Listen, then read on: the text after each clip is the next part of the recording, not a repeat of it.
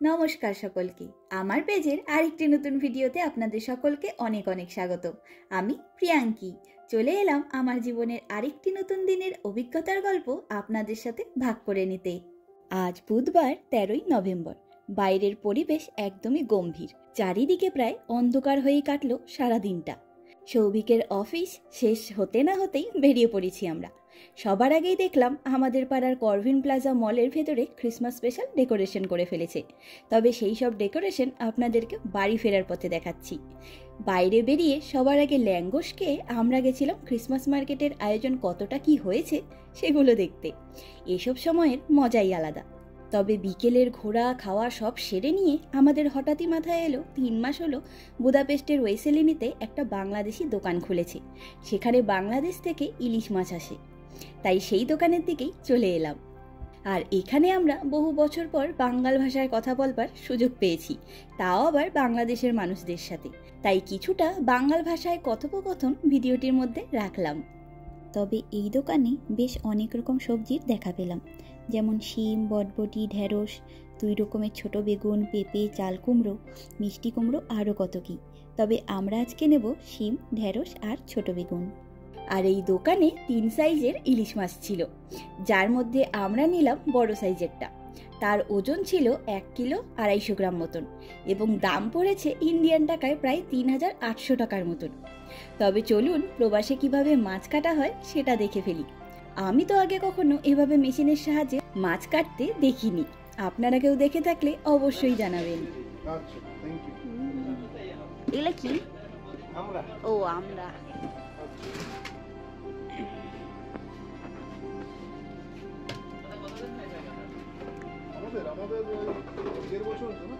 না 2 বছর হইতে চলে, এই জানুয়ারিতে 2 বছর হইবে। আলিবাবার ট্যাগ লাগানো ইলিশ। এটা উঠবে না তো? উঠবে না, হন পরে উঠাই দেবো আমি রান্নার সময়। না না মানে হ্যাঁ, যে নর্মাল যখন করব রান্নার আগে তখন উঠাই দেবো চাপনি।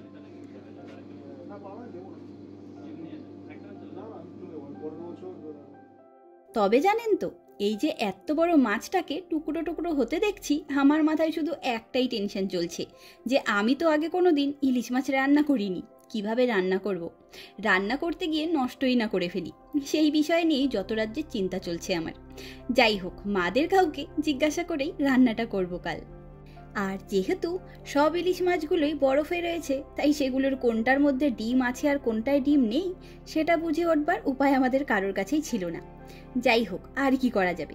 ইলিশ মাছের ডিম হয়ে গেলে যেমন মাছের টেস্ট কম হয়ে যায়, তেমনই আবার ডিমের মধ্যেও দারুণ টেস্ট হয়। আমার তো ইলিশ মাছের ডিম খেতেও বেশ ভালো লাগে। মেশিনের দ্বারা মাছ কাটতে দেখতে তো ভালোই লাগলো, তবে যেহেতু ওনারা এসব কাজে খুব একটা পটু নন, তাই মাছের পিসগুলো এক একটা এক এক রকম হয়েছে। তবে সেসব নিয়ে অত ভেবে লাভ নেই। প্রায় 2 বছর পর আমরা ইলিশ মাছ কেনার সুযোগ পেলাম, এই কি কম ভাগ্যের ব্যাপার বলুন।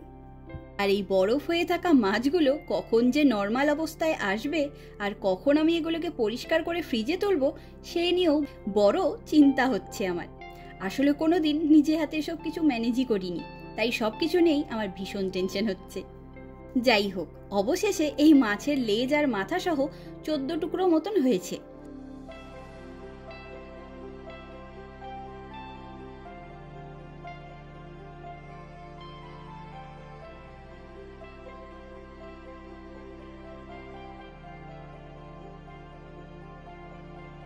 আর আমি এদিকে দেখতে এলাম যে এই দোকানে কিসের কত দাম রেখেছি। এমনিতে আমার নানা দোকানে গিয়ে দাম খুঁটিয়ে দেখার স্বভাবটা নেই, তবে আমরা যেই চালের ভাত খাই সেই চালটি আমাদের পাড়ার ইন্ডিয়ান দোকানে আসছে না বেশ কয়েক মাস হলো। তবে সেই চালের প্যাকেট এখানে আছে দেখে 5 কেজি চালের প্যাকেটটা তুলতে গেলাম, কিন্তু পরে দেখলাম এখানে ওই চালের দাম ইন্ডিয়ান টাকায় প্রায় 700 টাকার মতন বেশি।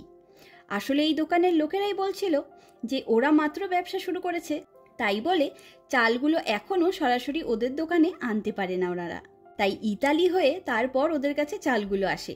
ওই কারণে ওদের চাল আনার জন্য অনেক খরচ পড়ে যায়, আর সেই কারণেই এই দোকানের সব রকম চালের দামও বেশ খানিকটা বেশি। আশা করছে ওরাও যে কিছুটা সময়ের মধ্যে ওনারা এই প্রবলেমগুলো সলভ করে নিতে পারবে। আর এদিককার সব ইন্ডিয়ান দোকান কিংবা এশিয়ান বাজারগুলি সবকটাতে প্রায় একই জিনিস পাওয়া যায়, পার্থক্য থাকে শুধু দামের। আমরা এখানে আসার পর থেকে একটা দোকান থেকে যাবতীয় জিনিসপত্রগুলো নিয়ে থাকি। আমরা মাছ আর সবজি নিয়ে বাড়ির দিকে এলাম। এই দেখুন, আমাদের পাড়ার করভিন প্লাজা মলটি কি সুন্দর করে লাইট দিয়ে ডেকোরেশন করে দিয়েছে। ক্রিসমাসের সময়টা এখানে আমাদের দারুণ কাটে। এরকম আলোর ঝলমলানিগুলো আমাদের মনকেও উৎসবের আনন্দে ভরিয়ে তোলে। তবে এই মলটির মাঝ বরাবর রাস্তা রয়েছে বলে এখানে আর আলাদা করে ক্রিসমাস ট্রি লাগানোর জায়গা থাকে না, তাই ওপরের ওই ডেকোরেশনগুলিই করে। আগেরবারও তাই দেখেছিলাম।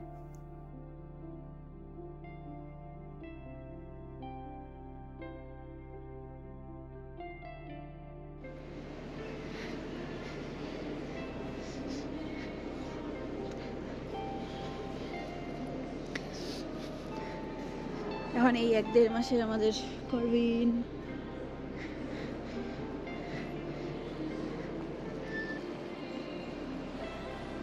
কত খুশি। ইলিশ মাছের টোপলা নিয়ে সেই খুশি। আর কদিন পরে আমাদের পাড়াতেও কয়েকটা দোকান বসবে। হাতে গোনা কয়েকটা দোকানই বসে, তবে নিজের পাড়ায় তো, তাই ইচ্ছে হলেই সন্ধ্যাবেলা বেরিয়ে নানা রকম খাওয়া দাওয়া করে নিতে পারি। আর ছোটখাটো কিছু জিনিসপত্র কেনাকাটা করবারও সুযোগ পাই। আর বাচ্চারাও ক্রিসমাস উপলক্ষে নানা রকম পারফরমেন্স করে, বেশ ভালো লাগে এখানে। যাই হোক, ঘরে এসে ফ্রেশ হয়ে নিয়েছি আর এই সবজিগুলো এনেছি। অনেকদিন পরে ঢেঁড়স বাদেও অন্য কিছু পেলাম। আর সত্যি বলতে সব সবজিগুলো ভীষণ ফ্রেশ, মাত্রই এসেছে দোকানে, তাই খেতেও বেশ ভালো হবে মনে হচ্ছে।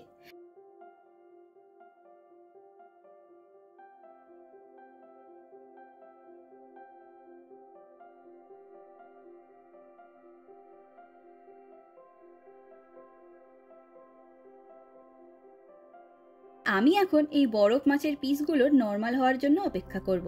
এগুলো নর্মাল হলে তারপর মাছগুলো পরিষ্কার করে ধুয়ে ফ্রিজে রেখে তারপর শোবো। আর মাছগুলো এভাবে জমে আছে দেখে মনে হচ্ছে যেন নকল মাছ। আর পিসগুলোর কোনোটা পাতলা, কোনোটা আবার মোটা, আবার বাঁকা, আবার টেরা। যাই হোক, মাছগুলো তো যাবে আমাদের পেটেই, তাই না? স্বাদ হলেই হলো।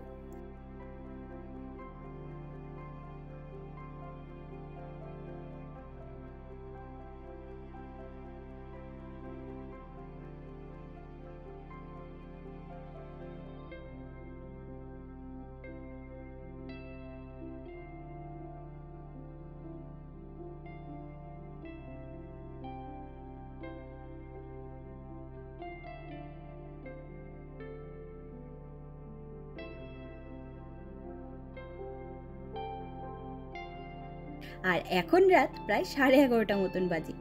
মাছগুলো নর্মাল হওয়ার পরে একে একে আঁশ ছাড়িয়ে পরিষ্কার করে নিয়েছি। এবারে শান্তি মতন ঘুমোবো আমি।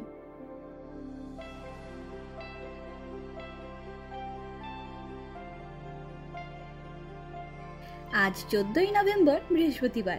আজকে সকালের খাওয়া দাওয়া সেরেই রান্নার দিকে চলে এসেছি। আমি আজ প্রথম ইলিশ মাছ রান্না করব, তাই হেভি টেনশন হচ্ছিল। তবে রান্নার রেসিপিটা শুনে মনে হলো এর থেকে সহজ রান্নার কোথাও নেই। সৌভিক বেগুন আর শিম দিয়ে ইলিশ মাছের পাতলা ঝোল ভালোবাসে, আর আমি আবার সর্ষে ভাপা ইলিশ মাছ খেতে ভালোবাসি। তবে আজকে টাটকা সবজি আছে, তাই সবজি দিয়ে আর কালো জিরে ফোড়ন দিয়ে হালকা ঝোল করব। পরে একদিন সর্ষে ভাপা করব। তবে জানেন তো, ইলিশ মাছ সবাই একবার ধুয়ে রান্না করে, আবার কোথাও কোথাও তো মাছটাকে না ধুয়েও রান্না করতে দেখেছি, যদিও তাতে মাছের স্বাদটা ভালো থাকে। তবে এই মাছগুলো এত হাত ঘুরে ফিরে আমাদের কাছে এসেছে, তাই আমি একটু ভালো করেই ধুয়ে নিয়েছি মাছগুলোকে।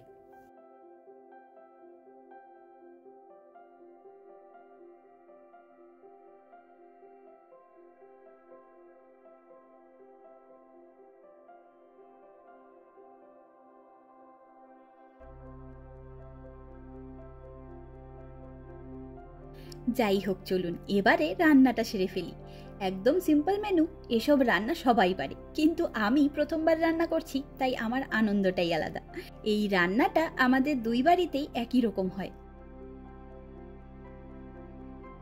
মাছগুলোতে হলুদ আর নুন মাখাচ্ছি আর ভাবছি এই তো আবার ঢাল তরোয়াল নিয়ে রান্না করবার সময় চলে এসেছে।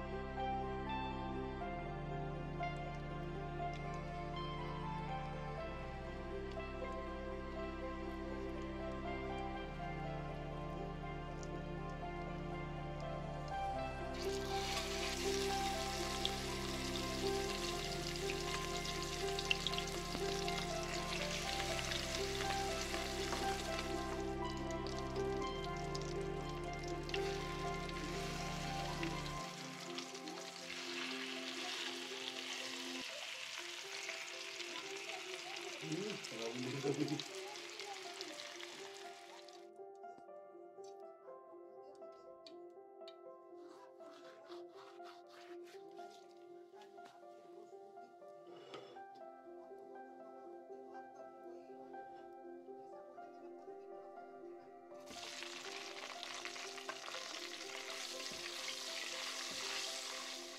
তেলে বেগুন আর ইলিশ মাছের টুকরোগুলো ভেজে নিয়েছি।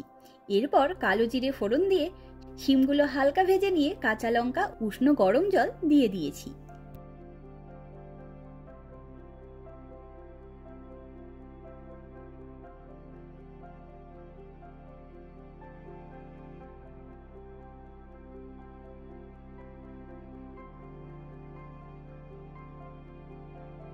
আর সেই সাথে পরিমাণ মতন জিরের গুঁড়ো, হলুদ গুঁড়ো দিয়ে ঝোলটাকে ভালো করে ফুটিয়ে নিয়ে মাছের টুকরো আর বেগুনগুলোকে ঝোলের মধ্যে দিয়ে দিলাম।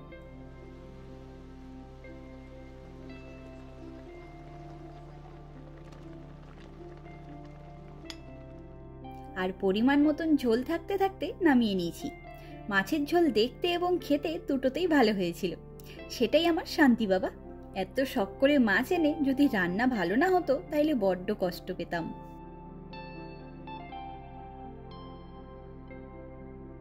যাই হোক, এখন দুপুর 3টে মতন বাজে।